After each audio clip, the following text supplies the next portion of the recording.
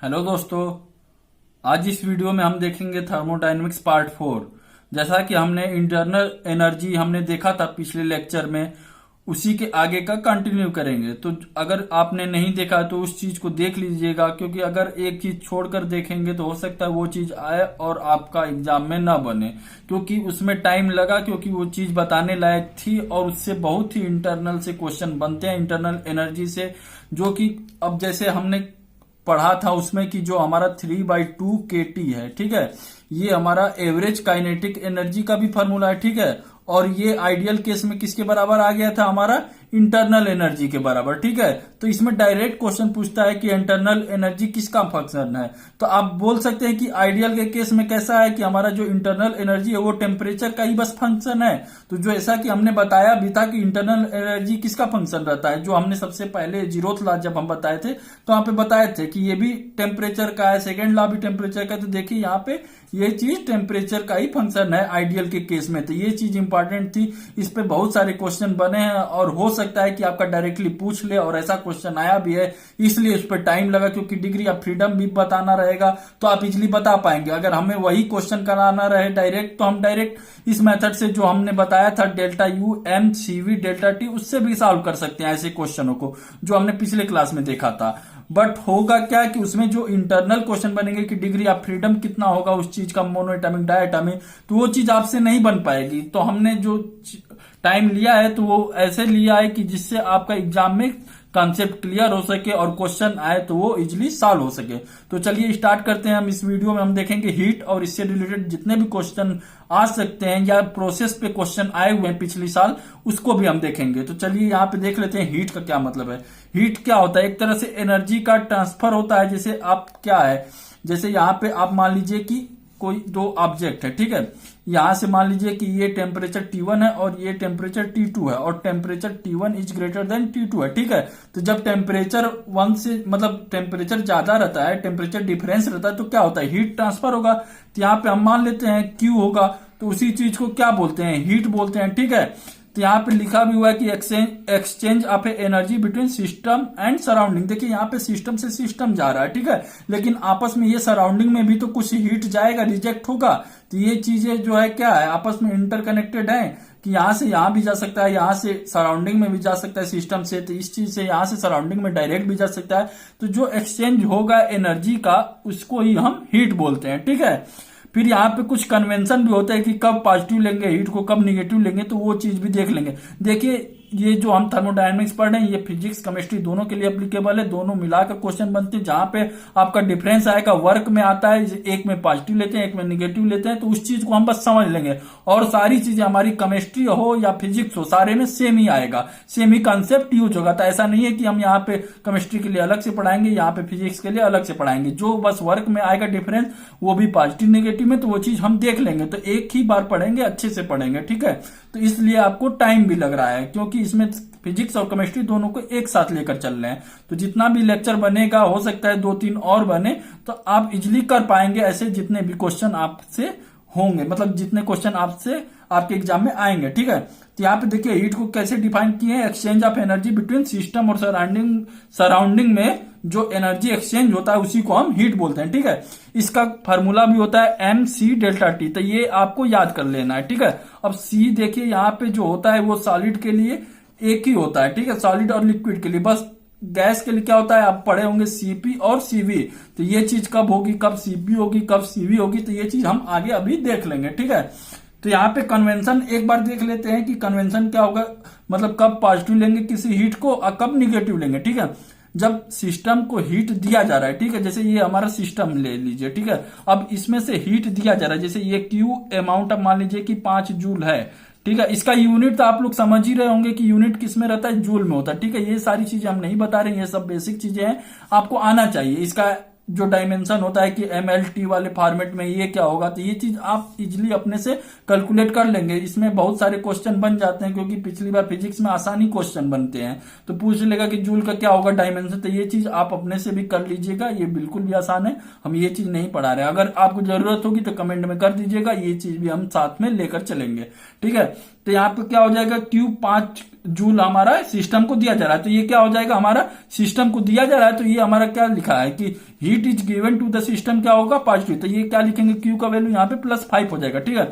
अब मान लीजिए यही हीट जो है आपको 5 किलो मतलब 5 जूल आपको सराउंडिंग में दिया जा रहा है। तो यहाँ पे देखिए ये सिस्टम हो गया, ये सराउंडिंग हो गया। तो यहाँ पे क्या हो रहा है, सिस्टम से तो हीट जा रही है, तो heat is taken from the system, तो निगेटिव बोलेंगे, ठीक है। तो इसी का अगर ये चीज रहता तो क्यू आप क्या बोलते हैं, -5 जूल, ठीक है। अगर सिस्टम पे जा रहा है तो आप क्या बोलेंगे, प्लस जाएगा, मतलब heat is given to the system तो पॉजिटिव लेंगे, और heat taken from the system तो निगेटिव लेंगे। ये फिजिक्स और केमिस्ट्री दोनों के लिए एप्लीकेबल है, देखेंगे भी फिजिक्स और केमिस्ट्री का सॉल्व करके कि आंसर दोनों सेम ही आएगा, बस चीज डिफरेंस रहती है वर्क में, तो वो चीज हम देख लेंगे उसमें। अब देखिए यहाँ पे क्या बताए थे कि Q equal to MC delta T, ठीक है। तो यहाँ पे क्या है, M है मास हो गया, यहाँ पे C क्या है, हीट कैपेसिटी होती है, और डेल्टा T क्या है, टेम्परेचर डिफरेंस होता है। तो अभी क्या बताए थे, अगर यहाँ पे T1 है, T2 है और T1 ग्रेटर देन T2 है, तो क्या होगा, हीट ट्रांसफर होगा एक दूसरे में, तभी तो। जैसे मान लीजिए कि यहाँ पे आपका कप में चाय लिए हैं, ठीक है। अब क्या होता है, ये आपका स्टार्टिंग में मतलब गर्म रहता है, ठीक है। अब क्या होता है, कुछ देर बाद आप रख देते हैं, तो ये आपस में सराउंडिंग के साथ मिलकर क्या हो जाता है, इसका टेम्परेचर और इसका टेम्परेचर बराबर हो जाता है, तो आपको चाय ठंड लगने लगती है, मतलब ठंडा हो जाती है, ठीक है। तो क्या हो जाएगा, क्या हुआ इसमें, एक तरह से देखें तो इसका एक इंस्टेंट पे ये T1 हो गया, तो ये T1 ग्रेटर देन T2 हो गया, सराउंडिंग से ज्यादा है। बट कुछ समय बाद आपका हीट ट्रांसफर हो गया, तो ये T1 इक्वल टू T2 हो गया, ठीक है। तो हीट ट्रांसफर हो गया, तो उसी चीज को ऐसे समझ सकते हैं, ठीक है। तो यहाँ पे Q equal to MC delta T है, तो यहाँ पे ये जो C है इसको क्या बोलते हैं, स्पेसिफिक हीट है, स्पेसिफिक, यहाँ पे लिख लेंगे स्पेसिफिक हीट कैपेसिटी, ठीक है। अब देखिए यहाँ पे इसको डिफाइन करने के लिए डायरेक्ट क्वेश्चन पूछा हुआ है, तो यहाँ पे कैसे डिफाइन करते हैं, यहाँ पे लिखा गया है स्टैंडर्ड इसका डिफिनेशन है। तो वो चीज, temperature needed to raise the temperature of a unit mass, unit mass और यूनिट टेम्परेचर से मतलब जितना रेज करने के लिए ये हीट रिक्वायर्ड होगी, तो उसी को बोलते हैं कितना, हीट कैपेसिटी बोलते हैं, ठीक है। तो क्या हुआ इसका मतलब कि ये आपका 1 हो जाएगा, यूनिट हो जाएगा, और डेल्टा T भी 1 हो जाएगा, और इतना जब रिक्वायरमेंट चाहिए तो उसी को हम इस एक स्टैंडर्ड बोल देते हैं कि स्पेसिफिक हीट कैपेसिटी। तो ये आपका हो जाएगा 1 जूल हो जाएगा, ठीक है। तो 1 जूल के लिए क्या होगा, ये यूनिट मास रिक्वायरमेंट होगी, और क्या, यूनिट टेम्परेचर। तो उसी को, ये स्टैंडर्ड डिफिनेशन है, आप एक बार देख लेंगे इसको या नोट कर लेंगे, तो इससे आपको डायरेक्ट डिफिनेशन पे ही क्वेश्चन आते हैं, तो ये चीज आप टिक कर पाएंगे जो भी ऑप्शन हो। अब चलिए कुछ और चीजें समझ लेते हैं। देखिए कारण क्या है, हीट का फ्लो होना, ठीक है। हम बताए भी थे हीट क्या है, पाथ फंक्शन है, ऐसे कुछ फ्लो करता है, 1 से 2 बोलेंगे, ठीक है। तो ये क्या, किसके वजह से हो रहा है, तो अभी बताए थे किसके वजह से हो रहा है, डेल्टा T मतलब टेम्परेचर डिफरेंस होगा, उसके वजह से होगा। या ऐसे भी हो सकता है कि अब मान लीजिए कि टेम्परेचर कांस्टेंट है, तब भी तो हीट फ्लो करता ही है। कब करता है, अभी हम देखेंगे इस एग्जांपल से, बट यहाँ पे हम लिख दिए कि फेज चेंज, जैसे आपका, जैसे यहाँ पे आप मान लीजिए आइस है, ठीक है। फिर ये चीज आपकी क्या हो जाती है, ये वाटर में चेंज हो जाता है, तो हीट कुछ लिया गया होगा या दिया गया होगा, तभी तो कुछ ऐसी चीज हुई, मतलब यहां से यहां चेंज हुआ, तो वो उसको क्या बोलते हैं, फेज चेंज बोलते हैं, ठीक है। तो उसके उस टाइम क्या फार्मूला हो जाता है आपका, क्यू का फार्मूला। तो यहाँ पे देख लेते हैं, क्यू इक्वल टू, देखिए एक तो MC डेल्टा T होता है, ठीक है।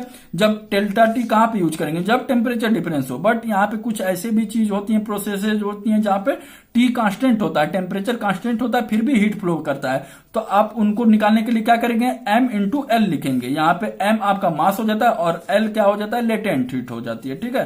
तो इस चीज से आप Q का वैल्यू निकाल सकते हैं, ठीक है। तो यहाँ पे दो चीज होती है, किसके वजह से होती है, एक तो टेम्परेचर डिफरेंस है, और दूसरा अगर फेज चेंज हो रहा है तो वहां पे भी हीट आपका एक्सचेंज होगा, ठीक है। और एक चीज और आ जाती है कि अब मान लीजिए यहाँ पे आपका कुछ आ गया कि जैसे यहाँ पे हमने अभी बताया था कि MC डेल्टा T, ठीक है। अब मान लीजिए यहाँ पे हमने तो मान लेते हैं कि यहाँ पे जैसे 4.2 जूल है या कुछ भी है इसका वैल्यू C का, ठीक है। किलो जूल जो भी आपका यूनिट है, किलो जूल पर केजी केल्विन जो भी होता है, ठीक है, ये देख लेंगे आप। फिर क्या होगा कि अब मान लीजिए कि ये चीज आपका डायरेक्ट कांस्टेंट नहीं दिया, वेरिएबल में दिया, जैसे C का वैल्यू दे दिया है T/32, ठीक है। तब आप क्या करेंगे, अब तो डायरेक्ट वैल्यू पुट नहीं कर सकते, तो आप इंटीग्रेशन यूज करेंगे, ठीक है। तो आप कैसे कर सकते हैं ऐसे क्वेश्चनों को, यहाँ पे कैसे करते हैं, DQ लगाते हैं, ठीक है।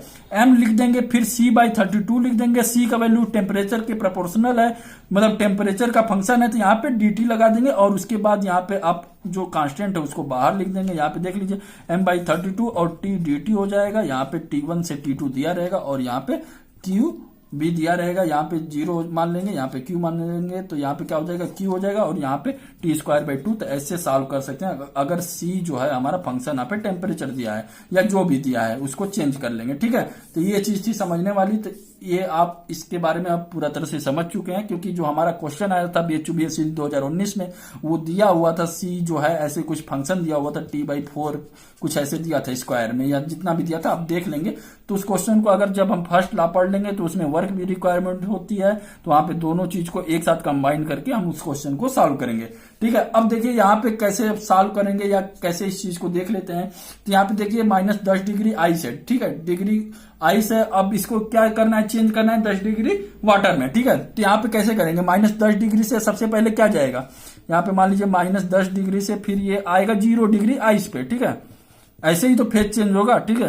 मतलब यहां से देखिए यहाँ पे डेल्टा टी क्या हो गया, 10 हो गया, जो रहेगा आप हमेशा पॉजिटिव लेंगे। इन दोनों का डिफरेंस 0, ये -10 हो गया, या 0 -10 मतलब प्लस लेंगे डेल्टा टी, ऐसे कर सकते हैं। फिर उसके बाद क्या है, यहाँ पे मान लीजिए 10 डिग्री पे चेंज करना है, तो सबसे पहले क्या होगा, 0 डिग्री आइस से 0 डिग्री आपका किस में चेंज होगा, वाटर में होगा।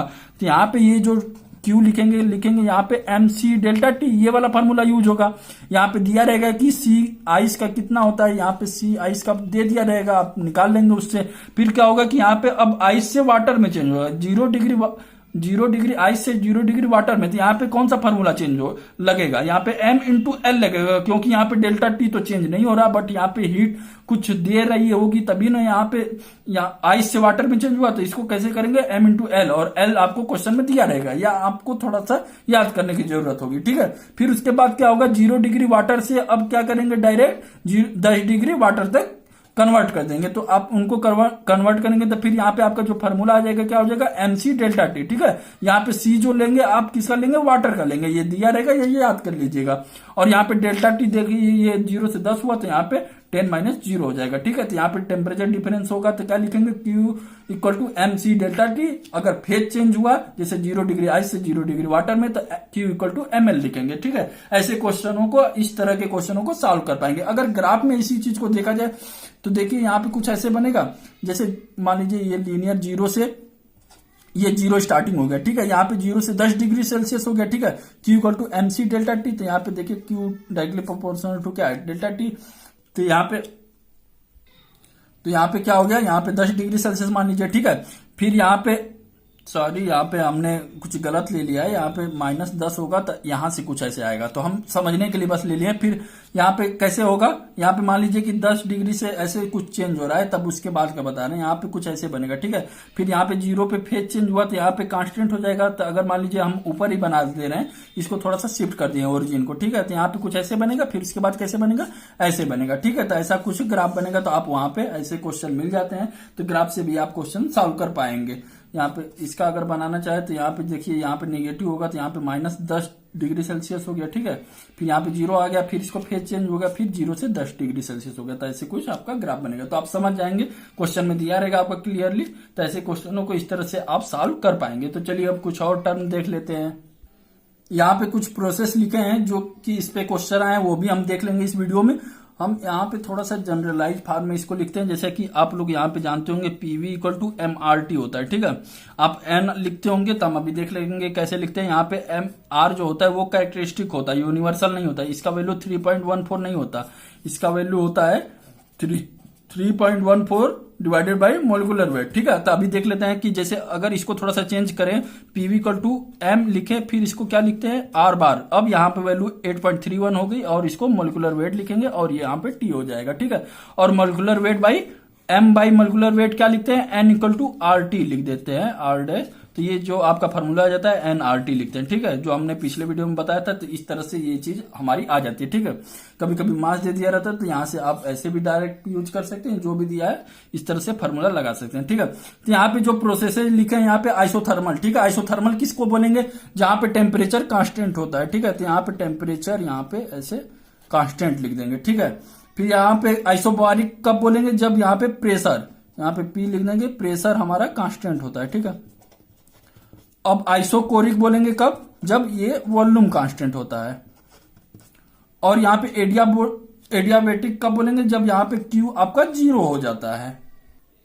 अब यहाँ पे एक चीज और बोलते हैं आइसोथर्मल को, क्या बोलते हैं, बॉयल्स लॉ। ठीक है, बॉयल्स लॉ मतलब कि टेम्परेचर कांस्टेंट होता जाता है। यहाँ पे हम थोड़ा सा देख लेते हैं इसको, जैसे पीवी इक्वल टू MRT लिखते हैं। ठीक है, तो यहाँ पे आपका बॉयल्स लॉ में क्या हो जाता है, टेम्परेचर कांस्टेंट हो जाता है। ये चीज आपका M कांस्टेंट, ये मान लेते हैं हम कांस्टेंट, ये चीज कांस्टेंट, और ये तो ये आप ऐसे बोल सकते हैं कि ये जो कांस्टेंट हो जाता है तो P1 V1 equal to P2 V2 लिख देंगे। तो इस तरह बॉयल्स लॉ में आप रिप्रेजेंट करते हैं। ठीक है, या टेम्परेचर में जब आप यूज करेंगे। ठीक है, और यहाँ पे आइसोबारिक वाले में क्या करेंगे, यहाँ पे प्रेशर मतलब कांस्टेंट होता है। ठीक है, तो इसको चार्ल्स लॉ भी बोलते हैं।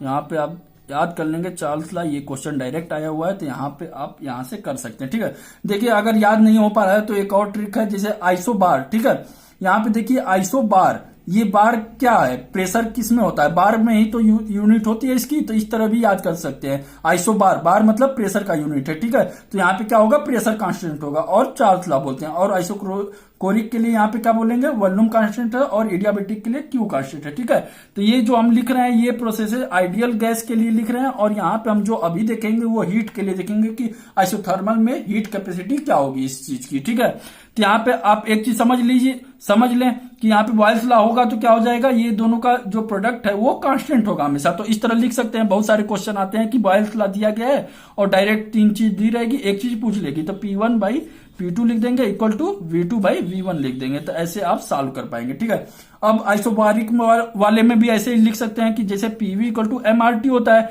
तो PV इक्वल टू यहाँ पे आप कांस्टेंट लिख के यहाँ पे T लिख दीजिए। ठीक है, इन दोनों को कांस्टेंट मानिए। ठीक है, अब क्या है, प्रेशर कांस्टेंट है, तो यहाँ पे हो जाएगा V1 by T1 equal to V2 by T2, तो इसमें ये चीज इक्वेशन आ जाती है। फिर आइसोकोरिक वाले में क्या हो जाता है, यहाँ पे वॉल्यूम कांस्टेंट होता है, तो यहाँ पे वॉल्यूम अगर कांस्टेंट हो जाएगा, जैसे PV equal to T into K हो गया, वॉल्यूम कांस्टेंट ले लीजिए, तो यहाँ पे P बाई T वेरिएबल हो गया, तो यहाँ पे P1 by T2 equal to P2 by और T2, ऐसे लिख सकते हैं क्वेश्चन को। अब एडियाबेटिक वाले में क्या हो जाता है, एडियाबेटिक में क्या होता है, Q इक्वल टू 0 हो जाता है, बट इसका अगर हम जनरल फॉर्म में लिखे इक्वेशन तो क्या होता है, PV का power gamma equal to constant. ठीक है, यहाँ पे इस तरह लिखते हैं एडियाबेटिक वाले को। मेन तो लिखते हैं कि रिवर्सिबल एडियाबेटिक को, लेकिन आपके लेवल में इसको भी बोल देते हैं कि एडियाबेटिक भी दिया है तो इस चीज का फॉर्मूला यूज कर सकते हैं। तो अब देखिए आइसोथर्मल दिया है तो मतलब ये टेम्परेचर कांस्टेंट बोलेंगे, P1 V1 equal to P2 V2।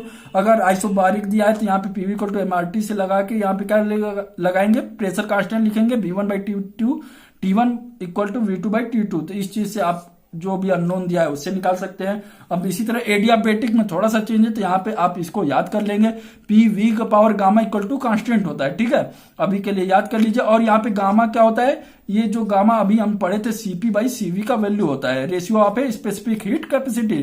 तो यहाँ पे अभी देखे थे कि गामा का वैल्यू क्या होगा, 5/4 हो जाता है डायटोमिक के लिए। ठीक है, हमने पिछले वीडियो में देखा है, अगर नहीं देखा है तो वहां से आप देख सकते हैं। तो यहाँ पे 5/4 हो जाएगा, यहाँ पे 4/3 हो जाएगा ट्राई एटॉमिक के लिए। तो ऐसे ही बहुत सारे के लिए चेंज होती है। ठीक है, तो यहाँ से भी हम अपना जो PV इक्वल टू MRT से जो भी अननोन दिया है वहां से निकाल सकते हैं। तो ये चीज थी समझने वाली, तो यहाँ पे इस चीज को समझ के हम अभी क्वेश्चन भी देख लेंगे कैसे सॉल्व करेंगे। ठीक है, अब देखिए आ जाते हैं आइसोथर्मल वाले प्रोसेस पे। ठीक है, तो आइसोथर्मल में क्या बताए थे, टेम्परेचर कांस्टेंट होता है। तो अगर आप ये चीज लिखेंगे Q इक्वल टू क्या लिखेंगे, MC डेल्टा T। ठीक है, अब टेम्परेचर तो यहाँ पे आपका कांस्टेंट है। ठीक है, तो ये चीज तो 0 हो गई।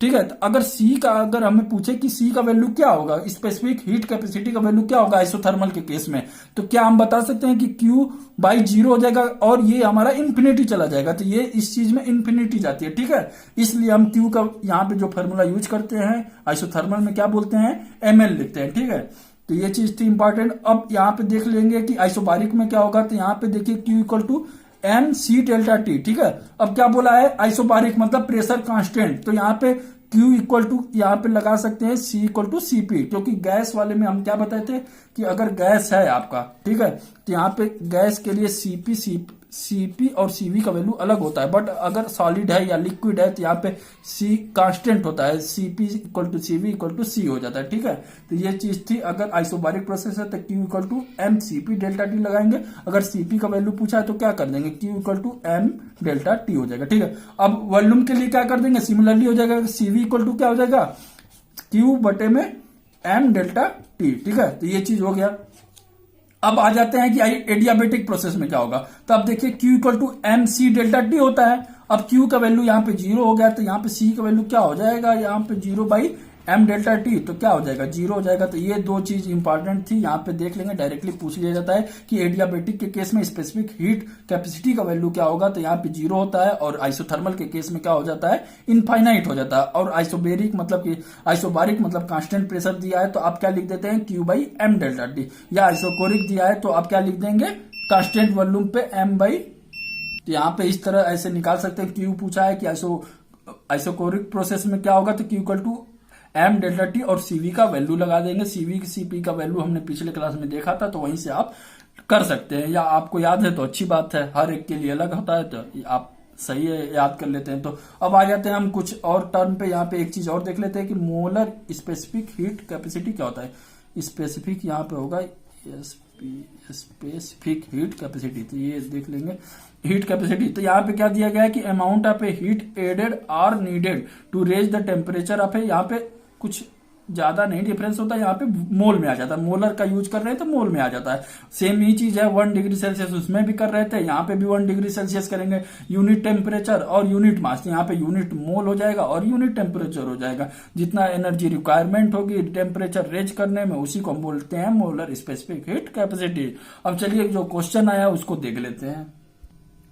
अब देखिए ये क्वेश्चन जेई एडवांस का है, बहुत ही सिंपल क्वेश्चन है, आप जो पढ़े उन्हीं से यूज करके इसको सॉल्व करेंगे। ठीक है, पूछा क्या है कि molar heat capacity of A water in equilibrium with ice है। ठीक है, water equilibrium with ice eight a constant pressure दिया है। ठीक है, तो आपको क्या आएगा, सबसे पहले दिमाग में कांस्टेंट प्रेशर दिया है, तो यहाँ पे ऐसे कुछ लिख देंगे Q/m डेल्टा टी।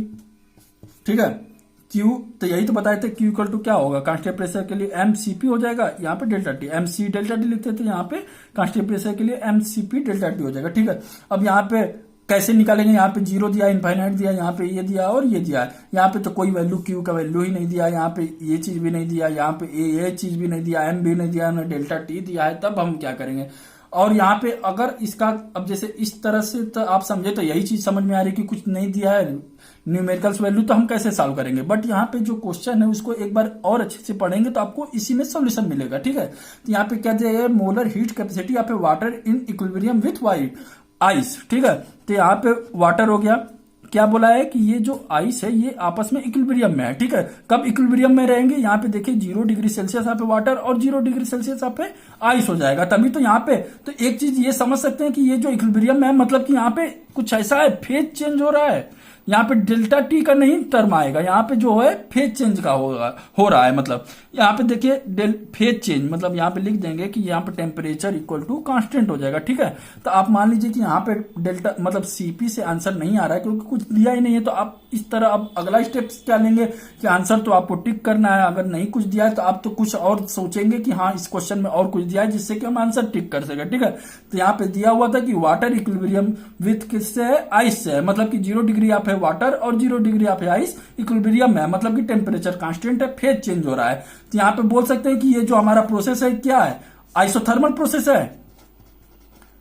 तो आइसोथर्मल प्रोसेस के लिए अभी देखे थे क्या हो जाएगा, यहाँ पे Q इक्वल मतलब यहाँ पे Q इक्वल टू क्या हो जाएगा mc डेल्टा टी, और डेल्टा टी क्या हो जाएगा आइसोथर्मल में, टेम्परेचर कांस्टेंट होता है तो डेल्टा टी का वैल्यू 0 हो जाता है, तो C का वैल्यू क्या हो जाएगा, इनफाइनाइट होगा। जैसे यहाँ पे Q/0 रखेंगे तो Q/0 किसी का डिवाइडेड बाई 0 होता है तो क्या हो जाता है, इनफाइनाइट, तो आपका आंसर कौन सा हो जाएगा, इनफाइनाइट। तो ऐसे क्वेश्चनों को इस तरह से आप सॉल्व कर पाएंगे। तो देखिए इसमें आपने देखा होगा कि यहाँ पे कांस्टेंट प्रेशर दिया, उसके बावजूद ये चीजें हो रही है। तो एडवांस में ऐसे क्वेश्चन आते हैं और डायरेक्ट एडवांस का क्वेश्चन आपके भी एग्जाम में डायरेक्ट पूछ लिए जाएंगे क्योंकि ये आसान है, सिंपल है। अगर आप चीजों को समझ रहे हैं तो आप डायरेक्टली आंसर कर पाएंगे।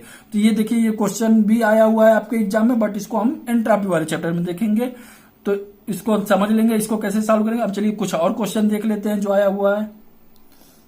अब देखिए ये भी क्वेश्चन आपके बीएचयू बीएससी में आया हुआ है। ठीक है, अब देखिए इसको अगर आप जानते हैं, बस इसका हेडिंग जानते हैं या इसका नाम जानते हैं, चार्ज स्लग कब होता है, तभी क्या बताए थे, आइसोबारिक और चालतला इसी को बोलते हैं, जब आपका कांस्टेंट प्रेशर हो। तो आप देखिए इस चीज को, आप इसमें आइसोबारिक कौन सा प्रोसेस है, आइसोबारिक यही है। आपका आंसर क्या हो जाएगा, डायरेक्ट ये हो जाएगा। आपको कुछ सोचना ही नहीं है कि क्या होगा क्या नहीं होगा। तो ऐसे क्वेश्चनों को आप डायरेक्ट सॉल्व कर पाएंगे।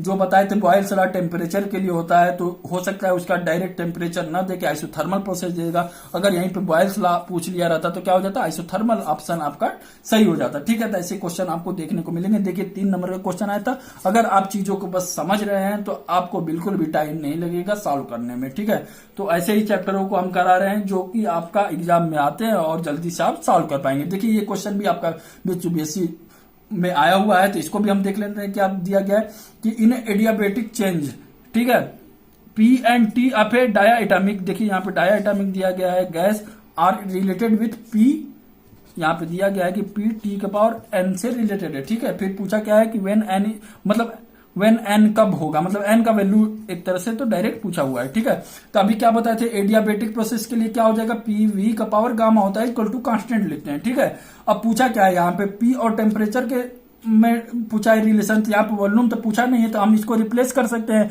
तो आप जानते हैं पीवी इक्वल टू के टी होता है, कांस्टेंट यहाँ पे लिखे हैं के।